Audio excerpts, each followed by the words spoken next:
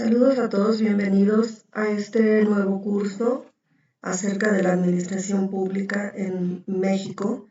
En esta primera semana vamos a tratar los temas relacionados con, en términos generales, la introducción hacia el Estado para tener un marco teórico de referencia que nos permita abordar posteriormente los temas que estaremos tratando a lo largo de este bloque. Pues bien, por lo que hace a cuestiones generales del Estado y comenzando a hablar de su naturaleza, debemos puntualizar que hay muchas formas, muchas maneras de concebir al Estado. Jelinek dice que los puntos de vista desde los cuales se puede considerar al Estado son básicamente el objetivo o exterior, el subjetivo o psíquico y el jurídico. Estos puntos de vista no necesariamente son opuestos entre sí, se complementan, se aclaran, proporcionan una visión científica que por supuesto es más completa acerca del Estado. Por lo que hace a las teorías objetivas, aquí encontramos que el Estado es considerado como una realidad, como un ser exterior que existe de manera objetiva, como pudiéramos decir, como cualquier otro objeto de la naturaleza o como cualquier otro ente que tiene una realidad. Lo entenderíamos entonces como un conjunto de relaciones y acciones sociales que se desenvuelven en un tiempo y lugar determinados. Por lo que hace a las teorías subjetivas, aquí se concibe al Estado como un organismo ético-espiritual, un todo orgánico que tiene una vida espacial y que tiene funciones múltiples y variadas. Se puede considerar también como una unidad colectiva o de hombres asociados. Y las teorías que nos interesan por el enfoque, el punto de vista jurídico, entienden al Estado como un objeto del derecho, es decir, algo que puede ser objeto de disposición o de apropiación, al mismo tiempo una relación jurídica que implica una relación de dominación entre gobernantes y gobernados, y también se puede entender como sujeto de derecho, es decir, que el Estado es sujeto de derechos y obligaciones que derivan de un ordenamiento jurídico. Todos puntos de vista jurídicos que tienen que ver con una naturaleza legal. Bodenheimer dice que hay tres tipos de teorías: las que sostienen que el Estado se encuentra por encima del derecho y que es superior al derecho. Aquí encontramos como principal exponente a John Austin, que creía que el derecho no es otra cosa sino el mandato del soberano. Están también, de acuerdo con Bodenheimer, teorías que tratan de establecer y demostrar la superioridad del derecho sobre el poder del Estado, y como exponentes de estas teorías encontramos a Grocio, a Pondervold, a Wolf, quienes opinaban que hay normas eternas de derecho y justicia y que estas son superiores a los gobernantes de los estados y que además son obligatorias para los gobernantes de los estados. Y están también las teorías que niegan la validez del antagonismo entre soberanía del Estado y soberanía del derecho. Aquí encontramos como expositores a Vinogradov, Bentley y Kelsen.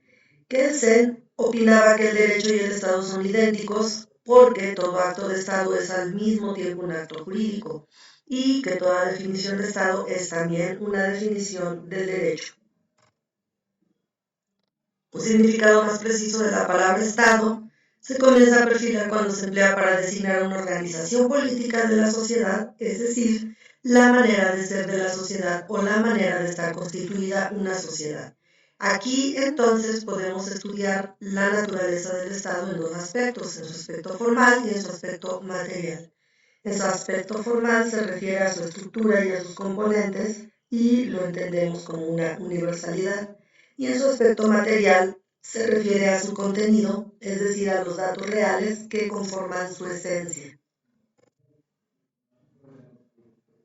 Pasamos a los elementos del Estado. Por lo que hace a los elementos del Estado, Jan Davin considera que los elementos previos o anteriores al Estado son el elemento humano y el elemento territorial, y sus elementos constitutivos son la autoridad o poder político. Por su parte, Carlos Veit considera que el Estado tiene elementos esenciales que son el territorio, la población, el poder y el derecho. y tiene elementos modales que son la soberanía y el imperio de la ley. Tradicionalmente se ha considerado que los elementos constitutivos del Estado son justamente la población, el territorio y el gobierno, y desde un punto de vista jurídico agregaríamos, por supuesto, el orden jurídico.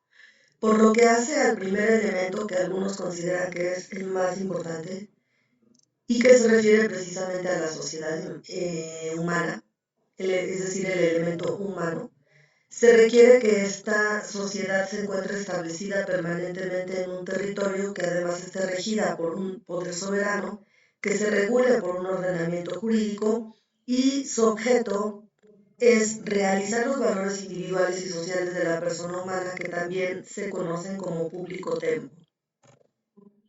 Entonces, les decía, algunos consideran que sin un grupo humano y poblacional que se encuentra asentado en un territorio no se puede pensar en la existencia del Estado. Por eso se ha llegado a afirmar que puede haber nación sin Estado, pero no Estado sin nación, porque lo que caracteriza a la nación es justamente el elemento humano. Por lo que hace al territorio que consideramos es el elemento físico, tenemos que la población está vinculada con el territorio. El territorio del Estado abarca no solamente la superficie, lo que podríamos decir que se encuentra constituida con sus campos, montañas, ríos, lagos. También abarca el subsuelo con sus minerales, el espacio atmosférico, las costas, los litorales y una extensión de mar territorial. Las características de cada uno de estos elementos los fija cada constitución del propio Estado y, por supuesto, los tratados internacionales. El territorio, que es el espacio físico donde se asienta la población, es uno de los elementos fundamentales del Estado. Algunos pensadores consideran que más que un elemento, es una condición de existencia, porque sin territorio desaparece el Estado.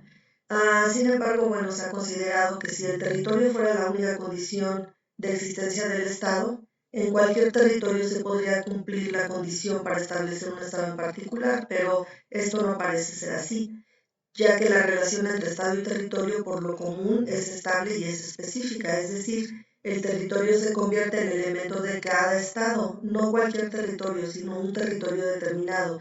Esto no implica afirmar que no varía, sí admite cambios. Barberis resume las teorías que explican la naturaleza del derecho del Estado sobre su territorio de la siguiente manera. En primer término, el territorio como objeto de un derecho del Estado. Aquí significa que el Estado ejerce sobre el territorio un derecho real que se asemeja al del propietario de una cosa.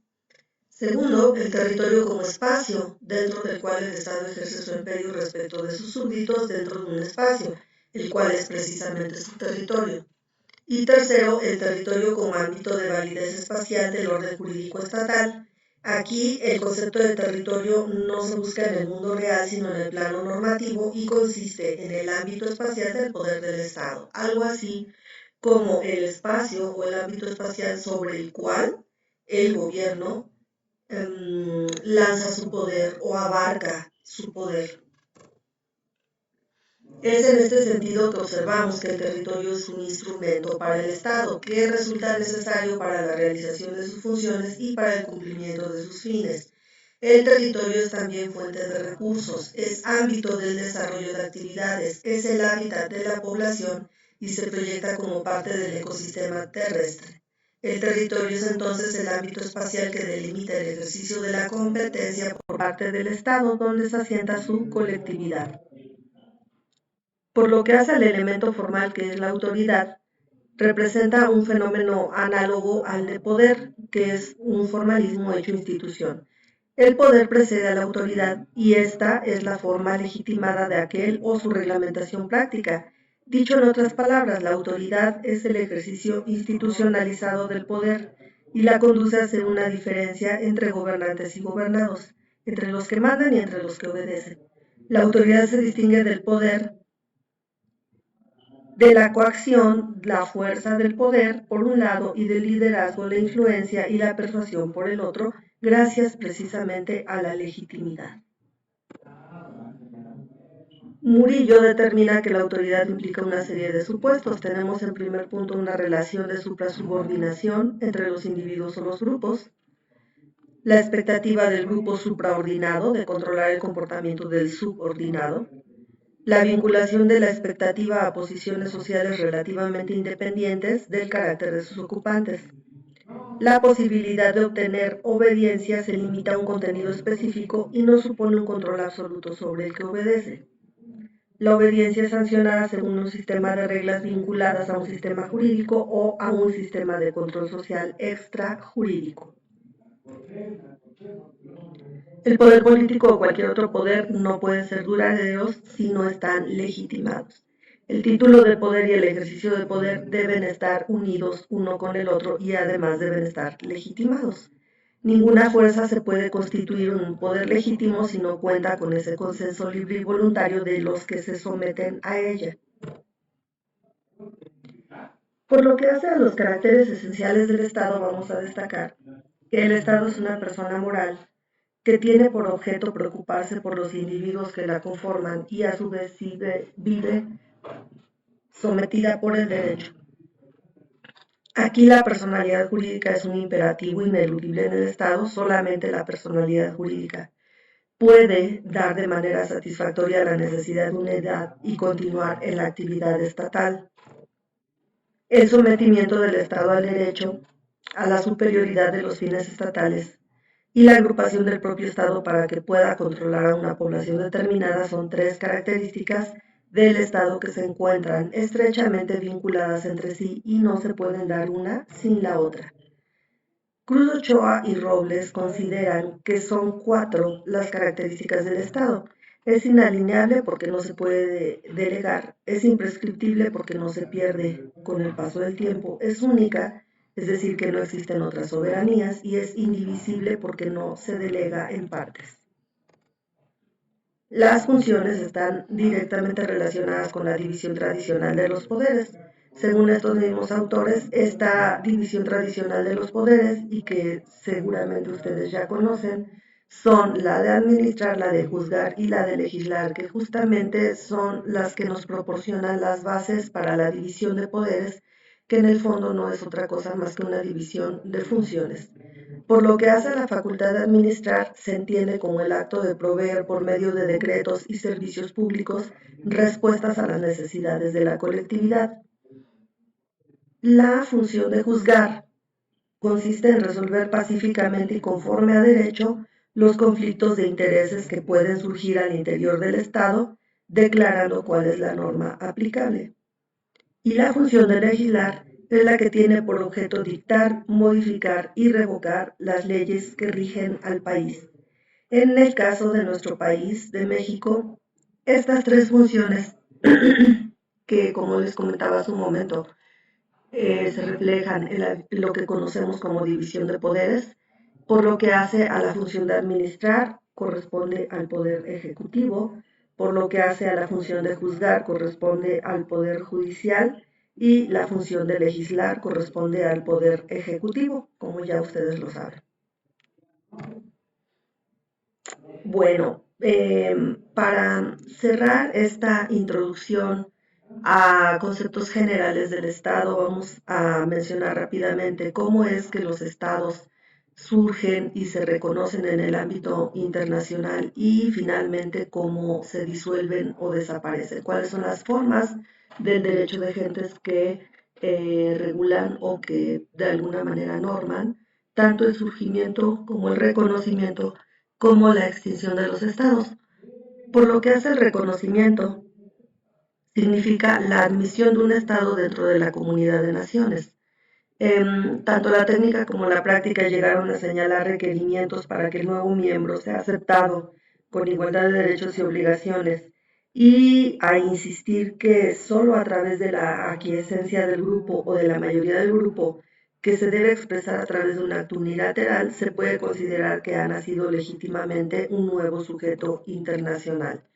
Tenemos entonces que hay dos teorías al respecto, la constitutiva y la declarativa. La constitutiva sostiene que solo y exclusivamente por el reconocimiento, un Estado se convierte en una persona internacional y por ende en sujeto de derecho internacional. Por el contrario, la teoría declarativa dice que el reconocimiento no trae a la vida jurídica a un Estado que no existía antes, sino, donde quiera que un Estado existe con sus atributos, se convierte en un sujeto de derecho de gentes sin que tenga relevancia la voluntad de los otros Estados. El reconocimiento lo único que hace es declarar que ha ocurrido de hecho el nacimiento de un Estado. Por lo que hace a la extinción de la personalidad internacional de un Estado, vamos a ver que un Estado deja de serlo cuando termina su existencia independiente. Cuando se destruye la identidad de una comunidad, desaparece la personalidad internacional de un miembro pleno de la comunidad internacional. Pues esto puede suceder por vía de fusión, cuando dos o más estados originalmente autónomos se reúnen para formar un ente político mayor y pierden la individualidad de sus miembros.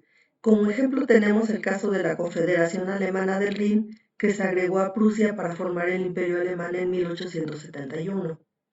Otra forma es por desmembración del Estado, como el caso de Polonia en 1795, o del Imperio Austrohúngaro después de la Primera Guerra Mundial. Otra forma es por anexión. Aquí un Estado se anexa a otro, tal como ocurrió en 1938 cuando Austria dejó de ser autónoma para convertirse en una provincia alemana. También se pueden observar mutaciones que solo afectan parcialmente al Estado, como en el caso de que un país pierda alguna porción de su territorio, entonces no sufre cambio alguno la personalidad jurídica internacional. Sin embargo, los problemas que resultan de ello entran también en el conjunto de cuestiones que emergen de la extinción de la personalidad del Estado. Tenemos también esta otra forma que se conoce como sucesión de Estado, que se da cuando los fenómenos anteriores que mencionábamos traen consigo perturbaciones políticas y jurídicas de gran trascendencia frente a las cuales el derecho internacional no permanece indiferente. Surge un cuerpo de doctrinas que con el rubro sucesión de estados trata de encontrar normas que sean capaces de regular la serie de problemas que se presentan. Sucesión de estados no es un término del todo correcto porque no se debate en realidad una transmisión universal de derechos y obligaciones de una persona a otra, sino una sustitución de la soberanía. La personalidad, significado como término jurídico, el carácter homogéneo y autónomo de una comunidad, no es transferible. Es por ello que decimos que no existe una auténtica sucesión universal o parcial. En el caso de la extinción de la personalidad internacional del Estado o en el de la transferencia de territorio de una potencia a otra, cualquiera que sea el título que le pongamos, es una realidad que produce efectos legales que no deben desconocerse, aun cuando no puede establecerse una norma general de estricto derecho y las reglas sean bastante limitadas y se funden en principios de equidad. Bien, pues esto fue la introducción general hacia los temas que estaremos tratando durante este bloque y por supuesto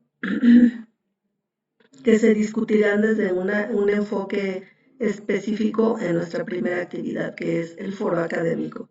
Agradezco su atención y nos estamos comunicando para la siguiente semana. Muchas gracias.